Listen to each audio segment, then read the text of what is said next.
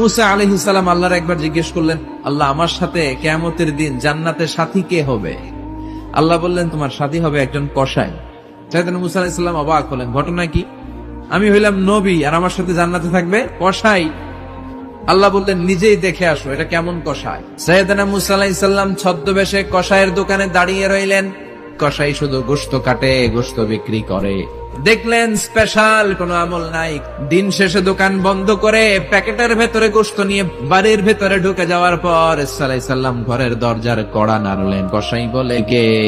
মুসা আলাইহিস সালাম বললেন, আমি মুসাফির, থাকার জায়গা নেই, আপনি যদি থাকার জায়গা দেন আপনার বাড়িতে থাকবেন। কসাই বলে, এই ঘরে একটু থাকেন, ওই ঘরে আমার একটু কাজ আছে। মুসা আলাইহিস সালাম বললেন, যান, কাজ সেরে আসেন। মুসা আলাইহিস সালাম খেয়াল করলেন, ওই ঘরে মাচার উপর থেকে বয়োবৃদ্ধ এক নারীকে তিনি নামিয়ে গোসল করালেন, টাওয়াল দিয়ে গা মুছিয়ে দিলেন, নতুন জামা পরিয়ে দিলেন, দোকান থেকে আনা সুন্দর গোশতের টুকরাটারে নিজ হাতে কেটে রান্না করলেন, রুটি বানালেন, আর গোশত আর রুটি ওই মহিলার মুখে তুলে দিচ্ছেন। মহিলা খায় আর বিড়বিড় করে কি যেন দোয়া পড়ে। ওই মহিলাকে খাওয়ানোর পরে কসাই সাইয়েদনা মুসা আলাইহিস সালামকে মেহমান হিসেবে খাবার নিয়ে আসলেন। খেয়ে আপনি ঘুমিয়ে পড়েন। মুসা আলাইহিস সালাম বললেন, ততক্ষণ পর্যন্ত তোমার আনা খাবারে আমি হাত দিব না যতক্ষণ না তুমি বলবা ওই মহিলাটাকে।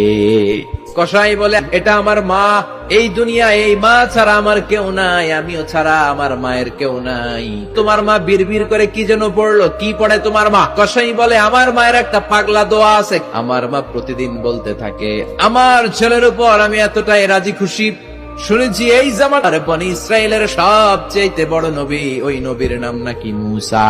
তুমি আমার ছেলেরে কিয়ামতের দিন মুসার সাথে হাসর নসিব করে দিও। মুসা আলাইহিস সালাম এবার বুঝতে পারলেন, হাফিজে কোরআন যাবে না, শহীদরা যাবে না, ওলিরা যাবে না, নবীরা যাবে না, আমার সাথে জান্নাতে যাবে কসাই। এটা মায়ের দোয়া। কার দোয়া?